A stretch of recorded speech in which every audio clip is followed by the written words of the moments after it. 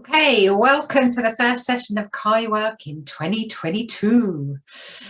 CHIWORK is a symposium on human-computer interaction for work.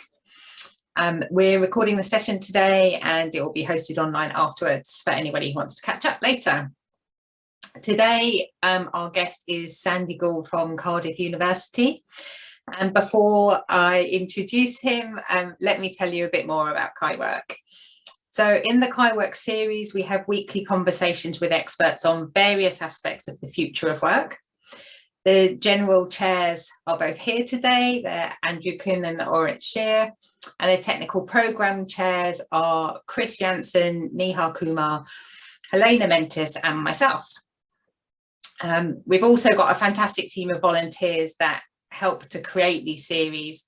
And you can find out more about them and about future CHIWORK sessions on our website, which is www.chiwork.org. On the website, you'll also find a link where you can register. And if you do that, we'll send you information about talks together with calendar invitations with links to the Zoom call. So it's useful rather than bombarding you with loads of stuff. We'd like to thank the National Science Foundation who partially support this series. And today's format will include a 30-minute conversation with Sandy, which will include questions from the audience, and those will be handled by Chris today. And then after the end of that 30 minutes, we'll stop the recording and we'll have time for a more informal conversation. If you've got questions, please write them in the chat and Chris will be monitoring that and then we'll call on you to ask your question. So today's guest is Sandy Gould. He is a senior lecturer at Cardiff University in the UK. And in his research, he tries to understand the influences of technology on work, from episodes of interactions with individual tools to workplace data collection to the ways that people organise their work in the context of the rest of their lives. So I guess we'll try and cover quite a bit of that today, perhaps. So Sandy, we'll start off with kind of what I know quite a lot about your work because we often work together. And so part of what you've been doing recently has been looking at crowd workers. And I know you've been doing that for quite a long time. So do you want to tell us a bit about some of the work you've been doing lately in that area? Yeah, so do you want to hear about work specifically on crowd workers? Yeah, go on. Yeah, great. So I don't know if Laura's here. So one of the students I supervised, Laura Lasco, has been doing a lot of work on understanding flexibility for crowd workers, which is a really interesting topic because a lot of the time gig economy platforms are often sold as being, it's flexible for everyone. Everyone's got a good time. You work when you want, and it's going to be great. If you need to work at 6 o'clock in the morning or at 6 o'clock in the evening, you can work and it's all going to be great. And Laura's been doing some really fantastic work, I think, to look at the extent to which those promises hold up. Obviously, they don't. I mean, that's that's a given. Obviously, the promises don't hold up. They do if you're a requester. So if you're someone who's trying to get people to do work for you, then yeah, these platforms are fantastic and very flexible. You'll have a good time. But the kind of the flexibility for workers is kind of an illusion, and Laura's been doing some really fantastic work to understand how the structures of these different platforms they kind of they kind of mean that. So superficially, on the label of, oh, this means you can work whenever you want, yeah, superficially that is kind of true. You kind of can, but there are structures and features to these platforms and how they operate. I mean, actually, that's not really the case. So a really, really simple example: if you go onto a platform at 3 o'clock in the afternoon, you think, right, I want to do some work. I'm going to do some flexible work. There needs to be work on the platform for you to do. Right? I mean, it's the most simple example. If there's no work for you to do, well, it's kind of not flexible work, because if you've decided you're gonna, right, I'll set aside this time, I'm gonna do some work, I'm gonna earn some money. You sit down, there's no work to do. is that really flexibility? I mean, it's flexibility for people who can post their work whenever they want, but for you, having set aside time thinking I want to work at this time, that's not really flexible work from the perspective of a worker, because most of us don't want to be, Laura uses the term on call, which is a really nice one. Most of us don't want to be sitting there kind of on call, kind of not working but kind of working, and not necessarily making any money while we do that. And it's kind of this kind of limbo a lot of the time these workers are in, where they're kind of working, like, they're not completely relaxing, they're not just watching TV, they might be watching TV, but they're also keeping an eye on jobs as they come in or other tasks they've got to do. And so this kind of flexibility then becomes illusory, because you're not actually in control of that. So flexibility for a worker implies you'll have some sort of control. It doesn't necessarily mean hang around all day waiting for work to appear so that you can grab it when it comes. And I think that's, it's interesting how a term like flexibility can mean so many different things to different people in that system, and what flexibility does for different people. Of course, unfortunately, it's the people who are actually doing the work who seem to come out a bit worse with the flexibility on the flexibility front. So you started off by saying that Laura's been looking at the structure of the platforms and how it kind of leads to these sorts of outcomes. But whether or not there's work there doesn't sound like it's something necessarily to do with the platform. Yeah, it depends on whether the requesters have put any work there. Yeah, absolutely. So yeah, so these platforms act as kind of clearing houses, which is nice. They're all the market makers. A nice one because they carry no risk.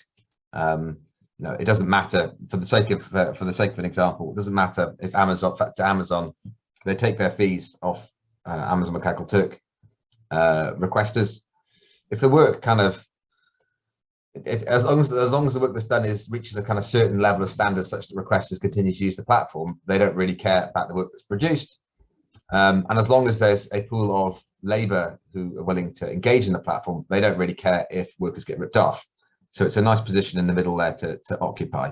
But it's true, they don't create the work, so that's tricky. But I think one of the things that Laura's been trying to do, which I think is really nice. I mean, so there's kind of competing feelings about, like, and there's been some kind of discussion, especially I would say in the last 18 months about this, is whether these platforms are just kind of broken. Like, it's just not, they can't be repaired, they can't be fixed. These are not, we can try and kind of moderate them, make the worst aspects of them less bad, but like the fundamental structure of how they're set up is just not going to be fixable. But there are, there are maybe some tinkering you can do. So there are platforms for gig work that allows work to be scheduled. That is possible. As a requester, it's not necessarily, like, sometimes it's not obvious, the need to get the stuff right now. It's not obvious why that exists, right? So, like, and I've been running studies on crowdsourcing platforms for like the best part of 10 years now, and it's super nice to kind of get the data quickly, but like, if I'd waited another day or a week or whatever, it wouldn't have made any difference. There are some tasks for which that's not the case. There are real-time activities that sometimes happen on these platforms that needs to be scheduled at a time. You need real humans collaborating or whatever to make this stuff happen. But a lot of the time, these tasks are, the whole point of microtasking is that you break down activities to the maximum extent possible into discrete units of activity that can then be kind of flung out and completed independently. So it's kind of, in that context, well, if they've been turned into microtasks, why do they need to be done at this particular moment? And usually it's kind of just because that's when the requester put them up, not necessarily because they need it at that particular time. It's just an output of the system that dumps it at 2 p.m. every afternoon or whatever. It's not necessarily a thoughtful thing about when that data appears or whatever. So there are kind of ways that you could adjust these platforms that probably would produce better quality work as well, right? If you let people schedule their time, they might be more focused.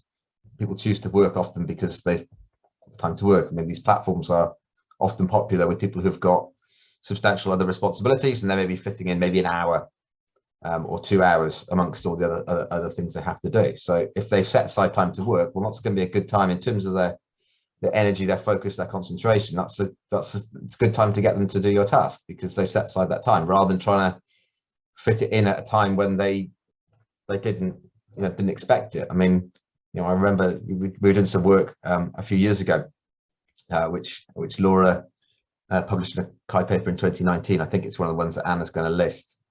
I remember there was a lot of kind of qualitative data from participants to it, and one of them was saying, I set alarms to wake me up in the middle of the night. So if there's a task that meets my threshold, pays me enough per hour, there's an alarm on my computer, it wakes me up and I do the task. You're kind of thinking, well, yeah, I mean, like, that sucks for them. Like, who wants a computer waking up in the night to do like a micro task? That's awful. But at the same time, like, as the person who's requesting that task, do you want someone who's literally just been woken up by their computer to sit down and do whatever it is you want them to do? That doesn't sound, in terms of a human factors approach, that sounds like not very good system design. So there are ways that you could maybe lessen some of these effects. Of course, you can't.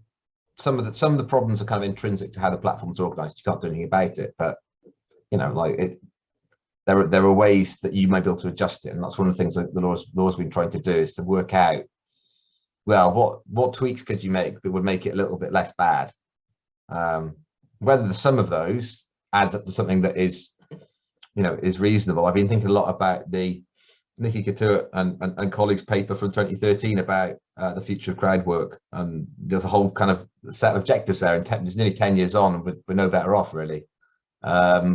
Which makes you wonder, like, are these platforms just, is this just how they're going to be? Is it like a workhouse? It's just how they are. There's the kind of that can't be fixed. It sounds also like you're saying, actually, if they were changed so that, like, where is the I guess the angle that Laura's coming from? It sounds like it's, how can we improve things for the workers? There might actually be knock-on benefits for the requesters too, if it means that the work is of higher quality. So it sounds like a win-win thing, really. I suppose maybe that maybe there's nothing in it for the platform. Yeah. So it's a kind of inertia, right? Like, why? I mean, AMT, it doesn't make, in the grand scheme of things, Amazon makes no money at all. It's a company that turns over literally hundreds of billions of dollars a year, but it's quite profitable. The fees are high. Like, they're kind of sort of sometimes responsive-ish, but not really. Like, if you're a regular user of it, that it's like it's always, whatever's happening, it's like 10 years behind the state of the art, and that's just because they don't have an incentive to. It's basically rent. It's just rent seeking, to be honest. But yeah. You incentivize that? I have no idea. So you moving us on a little bit now, I know that you've also been kind of like thinking about crowdworking and its relationship to research practices and how we get our work done. Do you want to tell us a bit about the work you've been doing there? Yeah, so I was in. I ended up participating in a conference in. Sorry if there's crying baby noises. I ended up participating in a conference in 2020, in the summer of 2020, that was about behavioural experiments online. And running experiments online is now the standard way of running experiments. If you are a cognitive psychologist or a behavioural economist or whatever, you run studies online. So that was the conference, and it was lots and lots of people talking. My talk was about inside the empirical sausage factory, which was basically, I'd seen the program for the conference. I thought it's quite surface issues about data quality and stuff like that. Has anyone actually thought about who's doing these tasks? And so that was the talk I gave, and I wasn't invited back last year, so I don't know, you can draw your own conclusions from that. But amongst my talk were talks from people who run platforms, various kinds of platforms for subject pools, platforms for automatic experiment builders, platforms for these kind of things. And I hadn't really been to a conference like that, or at least not for a very long time, because it was clear I was being sold things. Like, they were trying to drum up business at the conference. It's not something that normally happens very much at if you go to Kai, there are big corporations there, but they're in a research capacity. They're not usually trying to sell you something. No one from MSR is trying to sell you an Office 365 package, right? That just doesn't happen. And having given that talk about, the actual way that the data gets made, which is something that, that we've both been working on for the best part of 10 years now, I thought, well, this is really weird. Like, why am I being sold these platforms for doing research? And I thought that was something interesting that I was being advertised to. And so the first thing I did was I went and looked at a bunch of different crowdsourcing platforms and looked at what their pitch was to researchers and other users of the platform. Some of these platforms are designed for researchers, other platforms are kind of designed for a kind of broader set of users. And the thing that got me working on the paper that hopefully will be accepted at Kai in the next couple of weeks was that they were all universally saying, oh, you can get your data really quick. And I thought, okay, that's kind of interesting. So then I took a look at the literature. I think probably including our own papers. I think literally papers I published says this as well. And they were all saying loads of things about how quickly you could get data. And this kind of set off a chain in my head of thinking, well, like, why does that matter? Like, why do we want data quickly? Why does it matter if I put a study on Amazon Mechanical Turk now, today? Why does it matter if I have data by the end of the day or by the end of the week? Because if you look at, we all know this, we're all doing research. By the end, in terms of the, last year, Anna and I had a paper published after 5 years of working on it. So like whether the data collection takes a week or a month or a day, often in our research context, it's a rounding error in the total time it takes between having an idea for a piece of research and actually having the thing at the end of it. And so I thought, oh, well, that's kind of interesting, isn't it? So we're getting sold these tools on the basis of something that doesn't really matter to us. Like, it's kind of not a logical or rational kind of thing to be able to get the data really fast. Like, why is that beneficial? Why is that useful? And then I kind of end up going down a kind of a rabbit hole, I guess, about how research happens and why we make choices, why we make the choices we do about the research we do and the methods we choose. And what I ended up digging into was literature from marketing, the discipline of marketing, and this idea of having consumption experiences. And the idea of a consumption experience is like, right, go on YouTube. When you buy stuff, you get a thing, so you get some sort of commodity like a laptop or whatever, but you only need to go on YouTube and type in unboxing videos to see that there's a lot more happening than just, oh, I buy a laptop that I can use to produce things that will then give me more money to be able to go and buy other things. Like, there's an experience around it that they call marketing a consumption experience. So there's these kind of aspects to these kind of purchases and exchanges that is about how it makes you, does it make you feel good? Does it look nice to you? And these kind of questions, which are obviously very important in marketing, because the whole point of marketing is to try and effectively distort rational behavior, or a kind of rational behavior anyway. And then that was down the rabbit hole with that, and I started to think about other ways that as researchers, we might be getting sucked into these kind of consumption experiences, like that maybe there are certain choices we make about our research practices that kind of, we do them because we think they present things in a way that looks nice, or they make us feel good. So, maybe getting data quickly, it feels really productive. If you've ever run an experiment on one of these platforms, you press the button, it goes, the data comes in, and it's like a dopamine hit of like, look at all this work I'm doing. And obviously you're not doing any of the work. It's the people at the end of the wire doing all the work. You're sitting there watching the data come in. You're not the one doing the work. So that's kind of the frame I had for that, was it was kind of a consumption experience. And it's kind of fine, because sometimes that's the point I try and make in the paper, is that sometimes that is okay. We can't always use like craft approaches for every single part of our work. Sometimes we need to take off-the-shelf tools, and that might be statistical tools or methodological tools. If we did everything from scratch, we'd never really make progress with our research question. One of the things I talk about in the paper is polymerase chain reaction machines, which obviously PCR tests, we've all become very familiar with them. 30 years ago, this was literally state of the art. People won Nobel Prizes for it. Now you can buy one for like, I don't know, like $3,000, which for lab equipment, okay, it's a lot of money, but for lab equipment, that's basically free. And so this kind of process of things becoming commodities in research is very useful, because it means you don't have to constantly keep reinventing the wheel. We can, stand on the shoulders of giants or whatever.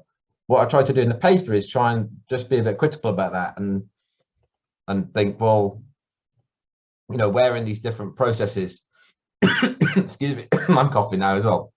Where in these different processes do we need to apply our craft as researchers? Where can we take things off the shelf? What are the trade-offs there, and how should we think about those trade-offs that might be happening with our work?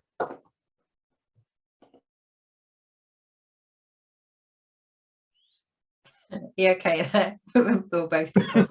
Next question. So you said that sometimes you think this is okay, but I'm guessing that you're saying that sometimes it's not okay.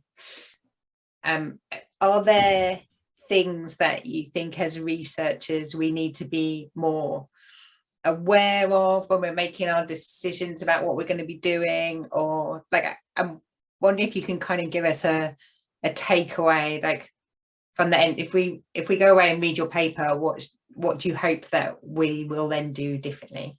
Sorry, I'm having a coughing fit here. It's good timing, eh? Yeah, so I think the point I try to make in the paper is that when we do kind of more craft-based research, that we get a kind of reflexivity or reflection that is intrinsic to that kind of activity. Like, I mean, it's very difficult to do, let's say, participatory design. You're sitting in the room with participants. It's quite difficult to completely remove yourself from that process and not really think about what's happening. It's kind of intrinsic to those methods. Like, if you're not thinking about it as you're doing it, you're not really doing the thing. Some methods allow us to kind of basically not think too hard about what's going on inside the method, right? And we've all probably had the experience of doing a statistical test where you're like, I don't really know what is an AIC. I don't really know what that is, but it's kind of fine because it's been packaged up, and we trust that other people have done a really good job of it, and it's all going to be okay. But it does kind of relieve us in some instances of having to think terribly hard about what is going on under the hood. And I think most of the time that's fine. It allows us to be more productive as researchers. I'm really sorry. But other times it means that we are misapplying it.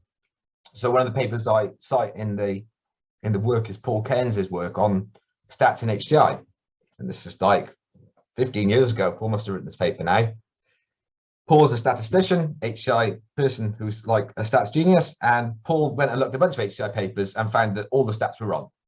That's basically was the finding of the paper. I think he looked at 40 papers, only 2 were correct in terms of the application of their methods. And so sometimes that might have small effects on the work that are actually not, they're wrong, but they're not so wrong that the conclusions are wrong. But other times it might have greater impacts on the quality of the data, for example. And so I think that's where kind of the work that Laura's been doing comes in. I completely lose my voice.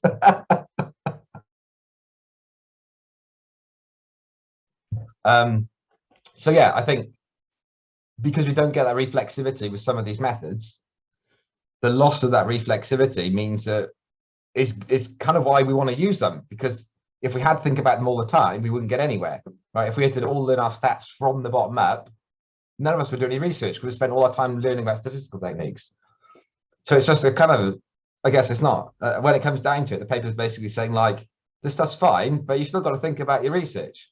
Because if you don't, these are the kind of problems you might see. And one of those things is maybe, like we talked about, if people are being woken up in the middle of the night to do your behavioral economics study, what effect might that have on your research? And we know at a high level, and I've done work on this as well, at a high level, these kind of, these kind of things can come out in a wash.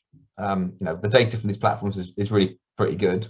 But other times it kind of, it might not. And if we have kind of these layers of these kind of commodity components in our research process that get stacked on top of each other, then we might get kind of multiplying effects through where we don't, it's kind of so many turtles all the way down, and because we don't know what's underneath the turtles, we might lose track of things, and we might miss out. More importantly, maybe it's not just errors, it's missing insight as well, right? Once it's all packaged, I mean, I think we had a conversation about this a few weeks ago, Anna.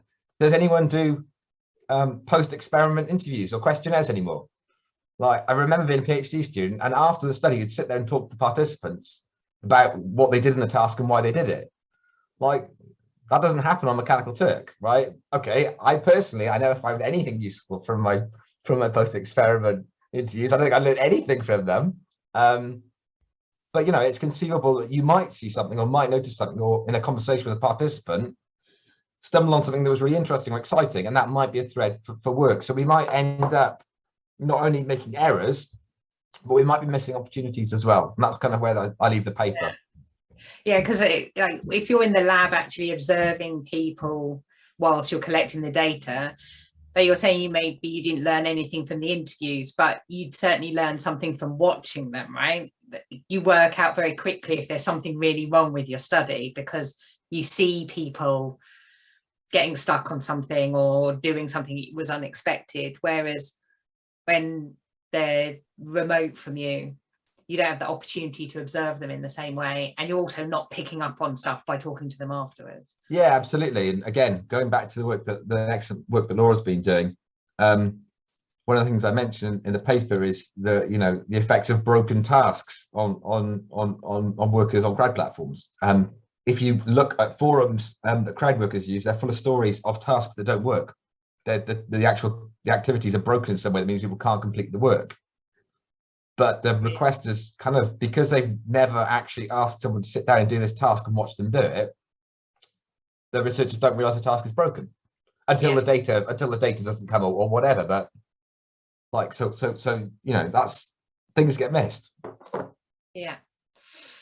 Okay, so I've got one more question to ask you, but I think I'm going to hold off on that and hand over to Chris and see if we've got any questions from the audience. We do.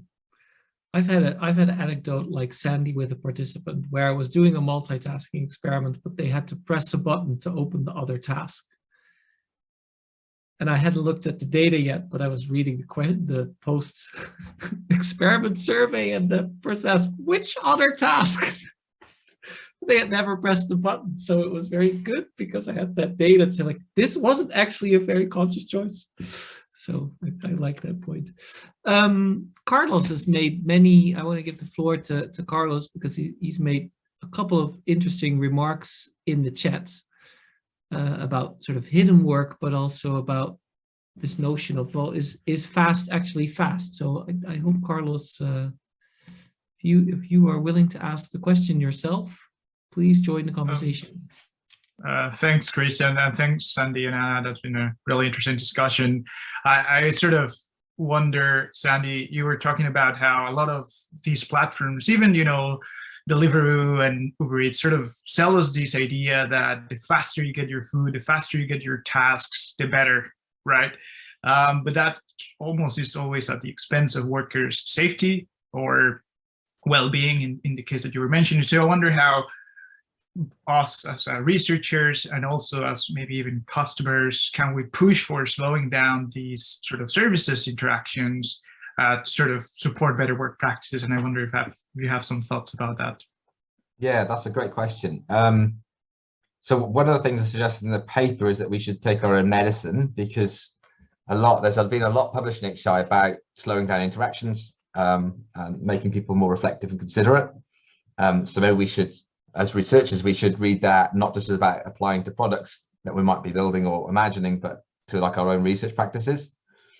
The other thing to do is to question whether that relationship with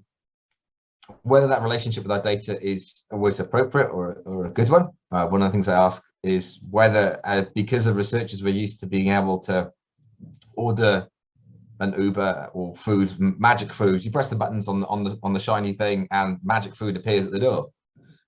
Whether that maybe has an influence on the way we think about our research as well. Like, obviously we are we're also in a larger context as researchers in terms of what happens outside our day-to-day research practice.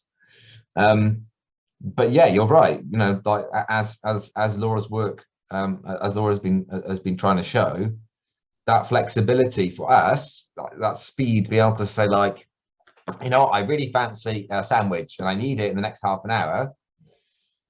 Underneath that is a lot of layers of activity, some of which are, well, exploitative is probably the only word that would really make sense. What we do about that, I don't know. I mean, one answer from the paper is to not engage in the kind of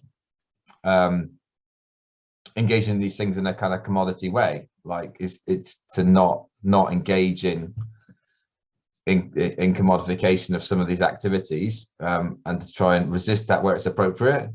But in terms of workers, I don't know. I mean, it's a great question, because it's one of those things where you think, well, is the reason why these platforms are desirable, is it possible to deliver the things that they deliver without that happening underneath? Like, and I think that's probably the question that needs to, and like I said, the last couple of years I've been seeing more and more stuff about this. Like, is it might not be fixable, right? So the reason these platforms exist is because of that flexibility they offer, and the fact that they abstract away what is required to make it happen. This is every day. Like, do you know how a bag of crisps get made? Like, no, you don't have to worry about that. If you did, you would never eat crisps, because you spent all day thinking about how they make a bag of crisps.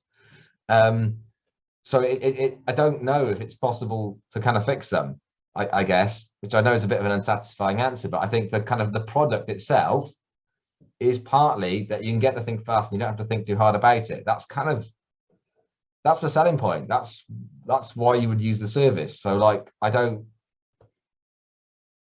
you might be able to make some adjustments, you know, and that's mostly happened to these platforms because of court rulings. They've been compelled by courts to behave in certain ways. But whether you can completely eliminate it, like that on-demandness you know, on demand for me, unless it's like a machine, unless it's Netflix, if there's a human being involved in my on-demandness, then it necessarily means having people who are effectively, as Laura puts it, on call, waiting to service my demand, right? Like, that kind of feels like that's the exchange. I don't know how you would fix that. That's what you're buying. So yeah, I don't, that's a great question. And that's a very unsatisfying answer. But it might be that we can't, it's kind of incurable. And the problem is intractable. It's just, that is the nature of them. I would love it if someone has a bright idea that would solve it, then I would be super up for it. But otherwise, I don't know how. I at the moment, it's just something I'm thinking about. So it's a great question, something I'm thinking about, but I've not managed to think of a solution that doesn't involve kind of incremental changes within the structures of the system and how the system operates. And some of those things can be tuned or improved or made less bad. Some of them I just don't think they can be. That's it. This is the way this thing works, and you can't. So there'll be limits, but I don't know where those are yet. And maybe once the tweaking has been done, they would seem more acceptable. Although, because I'm a curmudgeon, they probably would always seem unacceptable to me. It's interesting, Sandy, because you said at some point the appeal is that you don't have to think about it, about the quality of your data. It just arrives. But I guess you're saying you should think about it if you use those platforms, because you have less control, but you're sort of being tricked into, or you're thinking, I don't need to think about it, and you're not confronted with consequences of not thinking about it early enough. You'll get some data and you'll find a conclusion, but it's not the realistic one. Well, yeah. So I mean, it's a kind of a constant battle. I can't remember. Whose talk was it referred to this? I can't remember who said it. So apologies if it's someone in this meeting or someone watching this, and apologies. But it's basically a constant battle between workers trying to work around things and make things so they can get more money more quickly, and then requesters trying to do it. So there's this whole kind of area of these attention checks and stuff to try and to try and maintain this kind of commodity, if you like, this predictability to the data that comes out of the systems. And so you end up with quite, I mean, I guess contrived in some ways, kind of, weird questions in the middle. Don't click this button, or click this button 3 times, or if you click it 4 times, you get a button. You end up with these kind of contrivances, which are often part of it, of behavioral science. Like this is, making up toy tasks is like, economists' favorite thing. Like trading tokens or whatever. Who's going to get the most tokens? But yeah, I mean, so you got this kind of constant trying to keep up to maintain this kind of package data of a given standard that comes out. But I think, like I said, it's partly that you might be having these kind of problems, or it would constrains the kind of studies you could run, the kind of questions you can ask, right? To be able to pick up that kind of commodity box of like, oh, here's my data. And I've used these platforms loads in my own work. So like, I finished the paper with a personal reflection on how I've ended up where I am now. And I will probably still continue to use them in the future. But like, what questions are we not asking because they would be too hard maybe to ask on these platforms? So, having used the platforms, there are certain kind of questions that work well. There are certain kind of questions that you'd be like, well, if I couldn't run that on Amazon Mechanical Turk, I would get no good data for it. We might have, I think everyone who's run studies on these platforms have had this thought about, oh, that would be no way, I couldn't run that wouldn't work. So what are we missing from that? So it's not just maybe the data could not be great, because a lot of the time it's fine. It's, anyone who has sat in a lab with participants and participant pool, first year undergraduates who have been compelled to attend your laboratory because they need the credits, like a lot of time participants kind of, so it's not about the workers on these platforms. They're trying to do what everyone else is trying to do. But it's more, you might end up by building your research on kind of commodity boxes, you might be forsaking a more interesting route that doesn't let you use them. And I guess that's a personal reflection for me. And I wonder, like, how, if I go back and think, so a lot of the studies that we have run have been specifically about people's behavior on the platform. But like, what other paths could I have taken if I had been more keen to sit in the lab with the participants watching them? And the answer to that is a lot of time, nothing. I would have got less work done. I would have had fewer papers, blah, blah, blah. I would have learned nothing, but sometimes it might have been.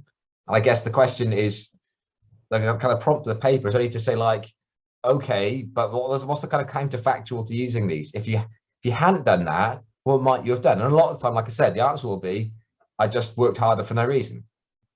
And that's well, if that's the answer, then great. Then using these kind of commodity data or commodity analytic or commodity whatever tools, go for it, do it. But what kind of knowledge, what might we be kind of constraining our capacity to generate new knowledge by using these things? That's kind of the prompt of the paper. That's where I'd want people to land with it. And the answer to that is, you've got to think about it with your own research. I'm not going to go around pointing. Like I said, the reason I finished the paper with a personal reflection is because I use these tools. There's a section in the paper about getting interviews transcribed by professionals. At the end of last year, I paid someone quite a lot of money to transcribe all my interviews for me.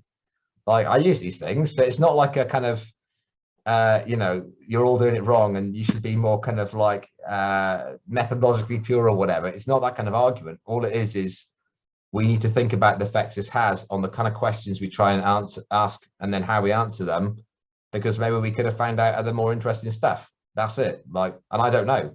Maybe I could, maybe I couldn't. Maybe you could, maybe you couldn't. I don't know, but you've got to think about it. That's the point of the paper. Sounds like a valuable point. Anna, do we have time for more questions from the audience, or do you want to round up? Because I see there's still a lot coming in. Well, I guess that we should close off the recording, and then we can continue to have those. We can talk through those questions afterwards. So I will hold my last question until after that as well, I think, because we've already run over time. So I'll just take this opportunity to thank you, Sandy, for a very interesting discussion. And to remind everybody to please join us on Twitter at CHIWORK. Next week, Chris is going to be talking to Ishtiaq Ahmed about low-paid contractual jobs on mobile in the global south.